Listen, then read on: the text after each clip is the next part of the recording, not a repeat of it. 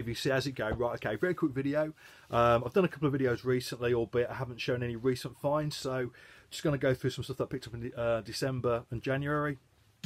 Now, December was quite a quiet month really for new stuff, as was the early part of January, but the last week or so I've had a bit of a splurge, so I thought I'd show you what I've been buying. So first up, this is Ayers. You might be surprised, this is an album from 1985 on CBS. Now I picked this up in a week. A friend of mine is selling a record fair this weekend, so I got to go through his boxes beforehand, so I picked up 3 or 4 things for him. So this is one of them, only £3. It's an album that's around quite a lot in the cheap bins. I've always been put off by that bloody awful cover, but it's better than the cover would suggest. But yeah, more of a sort of an 80s R&B sound than a jazz sound, but some of it works really nicely, some of it doesn't, but bit of a mixed bag. Right, okay. A week or 2 ago, I picked up 4 records from the same seller on eBay. So first up, this is Ann Peebles' I Can't Stand the Rain, an absolutely perfect soul album. If you're a soul collector and you don't have this, then I can't recommend this enough. Just get out and buy it. Original UK pressing on London Records, albeit it came out on High Records in the States. Now this album is as much about Willie Mitchell's production as it is her vocal. You know, that distinctive High Records sound from the 1970s. So you think about all those wonderful Al Green records, you know straight away it's a Willie Mitchell production, and this is exactly the same. So tunes on here: I Can't Stand the Rain, You Keep Me Hanging On was a single, I'm going to tell you Playhouse Down, absolutely perfect. I'll do a needle drop on that a bit later. Cool. That's on London Records. It looks unplayed, no spindle marks at all on the label, just beautiful vinyl. So really pleased with that, and got it at a very good price. It's from the same seller, James Brown Soul Classics. Now this is it's a classic James Brown compilation, 1972 on Polydor Records. This cost me £6. It's absolutely perfect, beautiful laminated sleeve. The vinyl looks unplayed on the red Polydor label. You know, so it's a single disc best of. So Get Up and Feel Like Being a Sex Machine, Cold Sweat, Night Train, Soul Power, Hot Pants. Yeah, just a great album.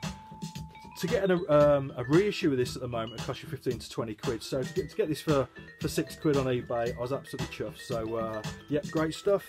And one other album from the same guy, Smokey Robinson and the Miracles, 4 in Blue.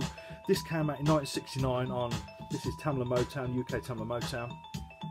Again, looks pretty much unplayed, laminated sleeve in excellent condition, as you can see there.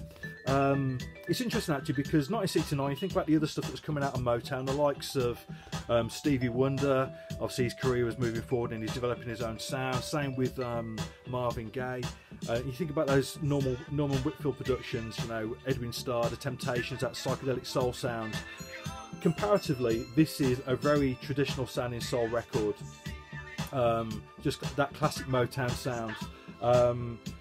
A few songs on here written by Smokey Robinson, as you'd expect, but a lot of covers. So stuff like You Lost That Loving Feeling, Hey Jude, California Soul, the Ashford and Simpson song, most famous version by Marlene Shaw. But this is a nice enough version. The whole album, that's basically how I describe the album. You know, nice enough, that's about it.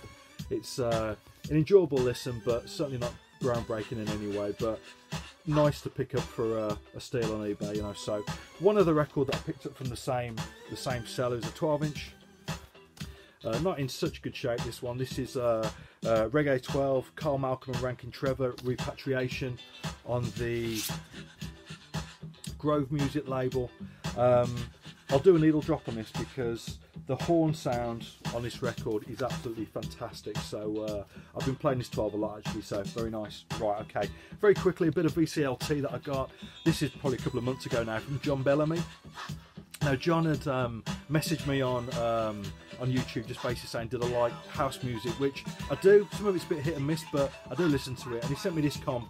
He picked it up from a charity shop, excuse me, and as he said on the note on the cover there, it really wasn't his thing. So yeah, double vinyl, 2006 on the Defected label.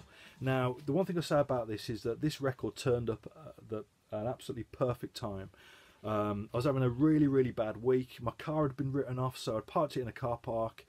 Some guy, an old chap, had reversed out of a car park space further down in the car park, hit the accelerator rather than the brake, shot back 25 foot and crashed into the side of my car, wrote his car off, wrote mine off. Fortunately it was okay, but yeah, so that was a bit of a mess. I was nearly made redundant at work. Fortunately it wasn't. But to crown everything off, that week the mother-in-law moved in for 2 months. It was only meant to be 2 weeks. She's with us for 2 months. So as you can see, it's been a bit of a trying time. So thank you, John. I appreciate this so much. It's been played a lot. Not all of it's to my taste. However, a couple of really nice tracks on here. There's actually a Roy Ayers remix on here, as well as a couple of electro house tunes, and actually the first track on here has got a real African feel to it as well. So yeah, it's been played quite a bit, so I do appreciate that, so thanks very much. A quick charity shop find. This is Black Heart Man by Wailer. This is the first album that he made after leaving the Wailers. 1976, came out on Island Records. This is original UK pressing, you can see there. Yeah, in really good condition. I had to pay for this. It's from a charity shop. I think it cost me a tenner. It's about half of what it goes for on Discogs, so I was quite happy with that. But yeah, for me, he's by far his best solo album. I bought a couple of his other records recently, and I haven't been too impressed with those. More recent recordings, but yeah, this is a great album. And I was listening to. I've been playing this quite a bit on my phone when I've been walking to work. Just to a digital file of it, and the one thing that really stands out is just, well, the mix of it really. So you know, the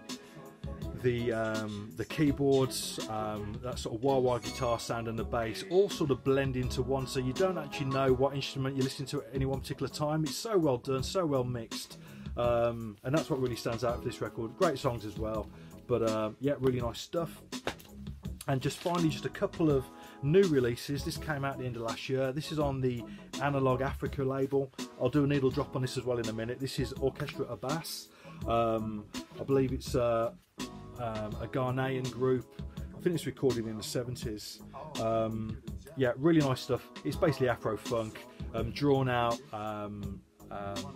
funk tunes. That sort of James Brown funk type thing, but with an African bent to it, basically. But the only thing I'd say about this, it's too short.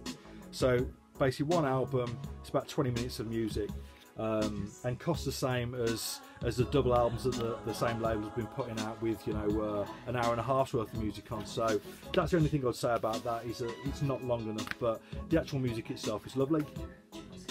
And finally, another soul jazz compilation. This is a collection of the music done by Sound Dimension. Now, if you don't know, they were the house band at Studio One, so the reggae equivalent of the Funk Brothers at Motown. They provided music to records by the likes of Alton Ellis, Marcia Griffiths, you know, just all the big tunes on Studio One. The band itself included musicians such as Ernest Ranglin, Leroy Sibbles, Boris Gardner, Jackie Matu. Yeah, so absolutely wonderful stuff. My only gripe about this, I say it's a double album. It's a double album housed in a single sleeve, but apart from that, it is absolutely perfect. Interestingly, one of the tracks on here, and I'll do a needle drop on it, was used as the theme tune, if you like, to a reggae show which was on the BBC going back 20 years now, that was done by Mark Lamar. So yeah, it was nice hearing that again. Interesting, what I'd say about that is, you know, a lot of people cite John Peel as the DJ that influenced them the most. For me, it's definitely Mark Lamar. I don't know what's happened to him. I mean, he just disappeared. But yeah, 20 years ago, he was doing a reggae show on for the BBC, which was where I heard most of my reggae to begin with. But also he was doing a show called God's Jukebox, which was just a blend of everything, you know, a mix of, you know, rock and roll, reggae, soul, punk, anything went, you know. So yeah, I really miss those shows. But yeah, that was the DJ for me, really. But that's what this compilation reminds me of. If you don't know it, check it out, and I'll do a needle drop on it as well. So cheers.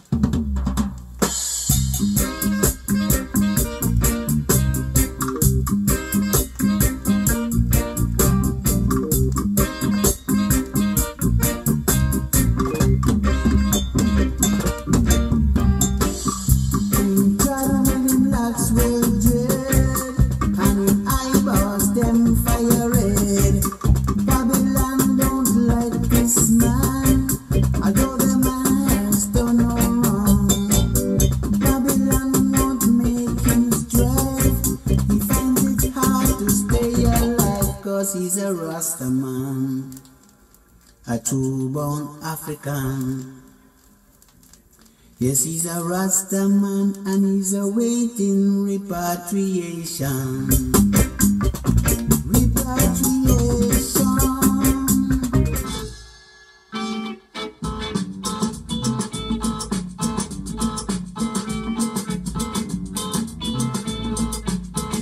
Samariba, ya da ko ba samariba,